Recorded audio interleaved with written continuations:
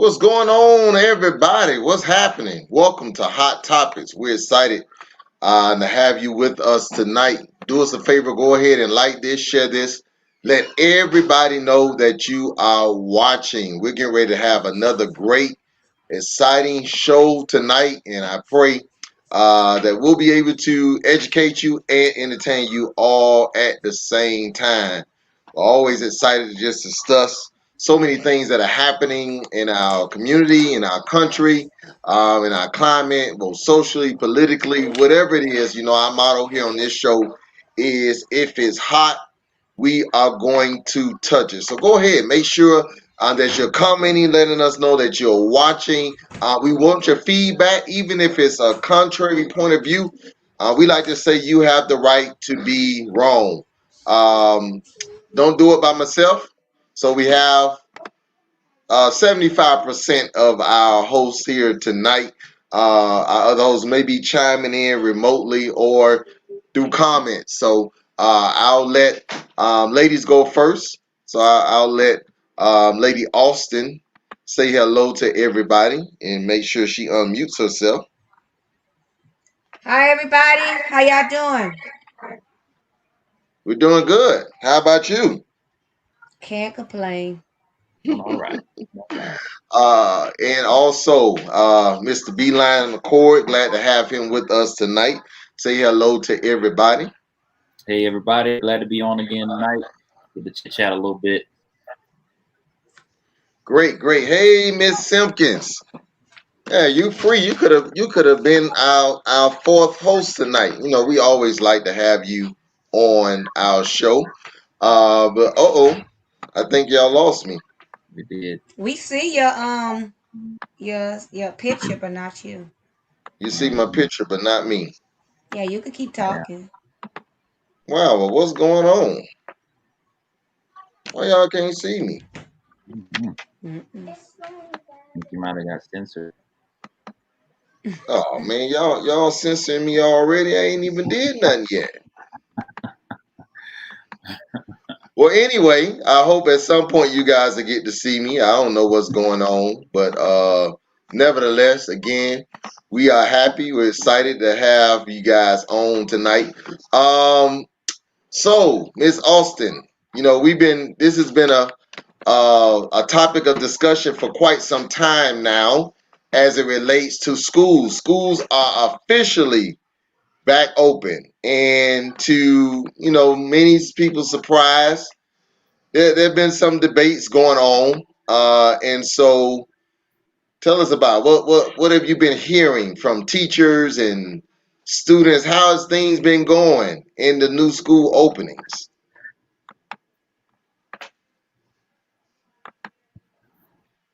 You're unmuted. You keep muting yourself. Hello, can you hear me now? Yes. Yeah. Good. Um, for the most part, I'm hearing, especially at my son's school, a lot of parents changed their minds. That ones that signed to say they wanted to take their children back, they did not take them back. I think mostly because of the impression that they gave, because on TV they were saying, or on the news rather, in the media, they were saying, okay, well, schools are reopening, and that's all they were saying. So the impression to most parents, school reopening, you would think, okay, my child's going back to school. Well, the kids went back to school, but only to be looking at a laptop. So the teachers are teaching to a laptop in school and teaching to a laptop in home. And to me, that defeat the purpose, because most people sent their children back, whether it be to have they had to go to work or wanted them to get that structure or for social or whatever it was. But if you're going to be on a laptop regardless, and I know in Broward County the teachers are being told pretty much sit at your desk and teach, don't do anything but sit at your desk and teach and let them learn from the computer. So that kind of defeats the purpose, so a lot of people pull back. I did hear the superintendent today say, I know he still have a capacity for most of the schools that he want them to be at. Some are over capacity with the amount of kids that came back because it's not full, but over what they wanted to be. Some are under. So parents that are changing their mind, they are they are taking and putting them on a waiting list because he said he won't be allowing parents to change their mind until the end of the first quarter. Because if a school is over the capacity that he want them to be at at the end of the first quarter, he's going to send those kids on the waiting list to another nearby school that may be under capacity, which is probably going to cause a problem because I wouldn't want my child in this kind of situation going to a whole nother school. So that's something that they have to work out as well. And then above all that, I'm still hearing a lot of teachers saying the equipment that they were promised, they either it's on hold, they haven't gotten it yet, which is a shame because you still should have waited to open school. That means you were not ready if the teachers don't have the things that you promised them they were going to have. So So that's about the summary of it. what I'm trying to figure out, just listening to your summary, is that they wanted the kids to come back, but they didn't want them all to come back, obviously.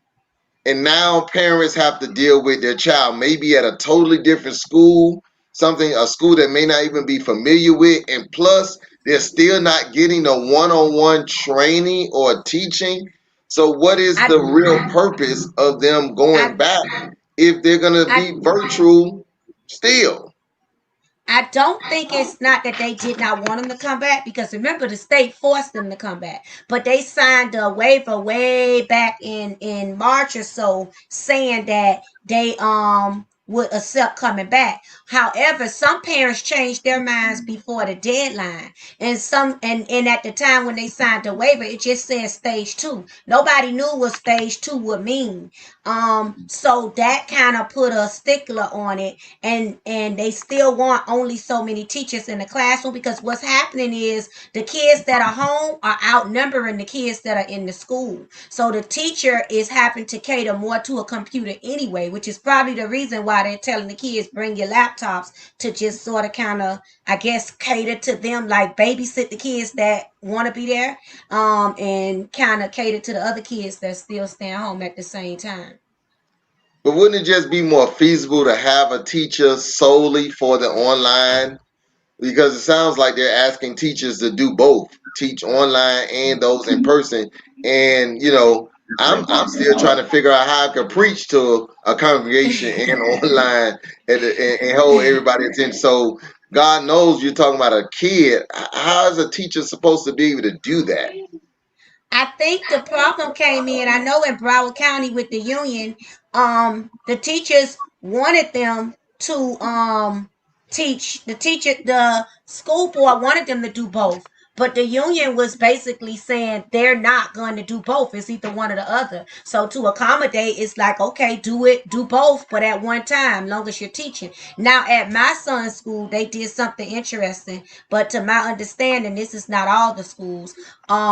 He has in the morning the teacher, he has 2 teachers, so but they work together. So in the morning the teacher teaches reading and writing to the kids that are home, while the other teacher teach to the kids that are at school. Then in the afternoon the teacher switch, and she teach to one kid while to one set of kids while they teach to the other. So that works. But to my understanding, all schools are not doing it like that. And his teacher did admit that it was kind of complicated because at school, I think they only have maybe 10 kids in the class. So that means the other 30, 40 something, when you combine the 2 classes, are on the computer. So it's making it harder to teach on the computer. So either way it go, the teachers got their work cut out for them. And even though it's like considered a babysitting service for a lot of people, long as my child got somewhere to go, the teachers are really being forced back to work because they want to babysit them too, because it's pretty much like, we pay you a salary, we want to see what you're doing and monitor you, and it's probably better to monitor them at school than at home. And Brandon, of course, you don't have any kids right now, but I know you've talked before about, you've taught the kids and parents. What have been some of the frustrations that you've seen in this situation? How are parents really dealing with this? Yeah, it's kind of mixed. A lot of them are torn. I was actually just talking to some of the kids and a few parents on our youth Bible study last night, and quite a few of our kids aren't even going, but there are a few that are. And they haven't, I think they said they're going Friday. So they're not even sure what to expect, what it's going to be like. So some of them haven't even gotten the experience yet. to even see what what what it's going to be like. So I know a lot of parents are torn. I know a lot of parents that are keeping their kids home, but there's also some that can't keep them home. So those are the ones that just they got to send them, and then they just got to deal with whatever the way is going to be. I actually spoke to a teacher here in Florida the other day, a good friend of mine, and she's dealing with that whole trying to figure out both, catering to the kids that are there, and also talking to the kids that are on her laptop. So a lot of them are kind of just doing the whole everybody look at the laptop thing, whether you're here or not, because it makes it easier. It's really hard to teach the two crowds, really. So a lot of them are just saying, even if you're here, just look at your laptop. I'll just teach everybody at once instead of having to duplicate everything. So I think I kept my son home for a couple reasons. One, if I wanted him to go back, what I want him to go back to school for, my biggest reason for wanting him to go back to school, when and if it's safe, is because school provides children with structure.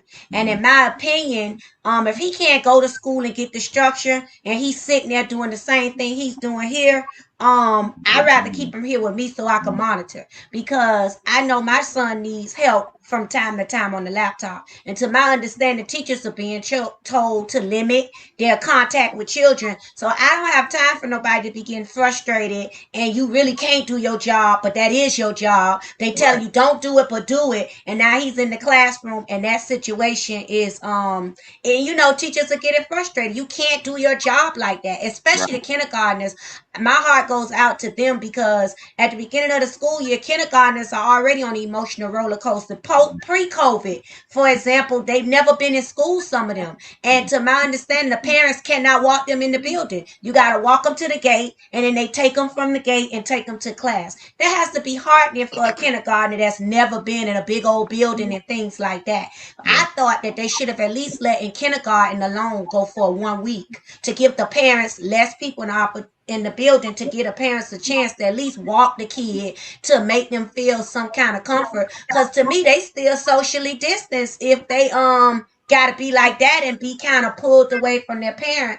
And my other reason, I'm sure we're going to talk about later, I felt like if they couldn't keep old 49 safe from this old virus, then the school show wasn't ready for my child to go back. So those were some of my reasons for choosing to keep my son home, because they're really not getting structure, and on top of that, they don't know what's going on with the virus yet. So, and I think it's easier for the older kids to stay home. Like your high schoolers, they should maybe look into that. Like, okay, high schoolers, y'all stay home. Maybe you can use the high schools for extra space. I don't know, but a few of my high schoolers in LOZ, they're like, no, we're staying home. They don't need help with the computer. The help that they need is minimal. They don't really need the structure, especially if you're a junior or senior. You about not doing much anyway. So, but remember the thing about the little kids need to be there more than the big kids, I think. But like I said earlier, it's really about making these teachers accountable. Like, they want to say, we can't let you keep sitting home and we paying you. They don't want to say it, but they want to monitor the teachers as well. They tired of the teachers sitting home. That's why they're giving them limited, just like, some teachers are telling me they're sitting with 2 kids in the classroom. So you could have kept them home for that sake. But like I said, they want to be able to say, we can see you, we can put our hands on you. You ain't getting up, running to the store and coming back, or something to that effect, Yeah. Marsha says she worked in the school, so she kept hers home. So it's probably just suggests that she understands that the school ain't ready. A lot of teachers Tanisha, welcome. And Hey you, guys. you mentioned that you kept your daughter home. You kept Spirit home. What was the rationale behind that? Was it just because she was a senior, or you had other underlying reasons? A lot of what Brandon and First Lady Kim has said, it's just the protection wise. She's a junior. She's junior. I'm sorry. I thought she was a senior. She's a child. She's a junior. She had already made that decision herself that she wanted to stay home, and she had already said that the teachers in the classroom teaching from the computer. and the kids are in the classroom sitting there with their computer. So it really didn't make sense to go to school and just sit there with your computer and you still learning online, because that's what they're doing. Just like someone said, it's basically babysitting, for the elementary schools and the middle schoolers. They don't have nowhere for their kids to go. They don't trust them being home. They want to make sure they get their breakfast and lunch, for them to go into school. But then you have a lot of places that had already started e-learning places too. That's some of the cities have given buildings, for e-learning. So that's that they haven't taken away that option yet. So a lot of them are still there. I'm like, y'all, once they found out that 45 had the COVID virus, Governor DeSantis, they was trying to take away all this money from these schools. They should have just cut that thought immediately, because their initial thought was to start it in January and just let it ride until the second quarter of January, second semester. Well, speaking of which, go ahead, Cam. I'm saying, speaking of which, everybody's been talking about it. Yeah, 45, or as someone calls them, number 9, 4 plus 5, tested positive. Him and his wife and about 23 other people in his circle. Looking at him now, you wouldn't know that he tested positive. Brandon, there's so many things about this. If he is positive, he's just neglecting every single protocol. And some are asking, based upon the rapid, he's the fastest to ever recover from it. Did he actually have it? Well, I've been all over the place. I'm like, was this just really a hoax to try to do something else? Had another agenda? What's your stance? What goes across your mind when you see him at this point? First of all, it's hard to believe anything he says. So we got to start with that. Like, it's hard to believe anything he says, anything that comes out of his camp, anything that he tweets, anything that he releases. It's just hard to trust him. So I really don't trust anything he says. My first instinct is to always think that whatever he's saying, he's probably lying about it. It's probably the opposite. Initially, I kind of thought, okay, maybe he has it. He has kind of been neglecting, no mask, all these things. It would be very likely that he would get it. And heck, he was messing with Joe about wearing a mask, basically saying that he wear one when he think he need one, whatever. And talk about his son. Right. So I initially felt like he probably did have it. But the last few days, I'm not so sure. I'm not so sure. I feel like there could be some underlying reasoning behind it. And again, that just goes back to me not trusting him. It goes back to the rapid recovery, I guess you can say, and just, the car drive and by the hospital and all that stuff. And I'm like, you putting all these people in the car with you, your agents that, putting them at risk. Half the White House seems like they got it now. I just don't know. I don't know what to believe. I don't know if he's had it. I don't know if he has it still. It would be suggested that if he got it when we know he got it, then he would still have it. You know what I'm saying? Right. So, I don't know. I don't know if they're trying to experiment with something. It's just really hard to believe anything he says. And then, when you look at the comments he's made, just so out of touch, so tone deaf. It's like he just can't do anything right, it seems like. You muted. Let's listen to one of those comments. We're gonna try to dissect really everything that you said. But I noticed his comment, and I'm with you. I want to check this out for a second. I just left Walter Reed Medical Center, and it's really something very special. The doctors, the nurses, the first responders, and I learned so much about coronavirus. And one thing that's for certain, don't let it dominate you. Don't be afraid of it. You're going to beat it. We have the best medical equipment. We have the best medicines, all developed recently. And you're going to beat it. I didn't feel so good And 2 days ago, I could have left 2 days ago. 2 days ago, I felt great, like better than I have in a long time. I said just recently, better than 20 years ago. Don't let it dominate. Don't let it take over your lives. Don't let that happen. We have the greatest country in the world.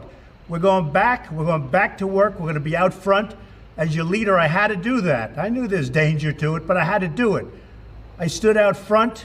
I led. Nobody that's a leader would not do what I did. And I know there's a risk, there's a danger, but that's okay. And now I'm better, and maybe I'm immune. I don't know.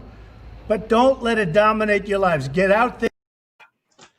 So, Tanisha, you know, he said a couple of things that was kind of Right. interesting. You know, I had to do it. That part right there.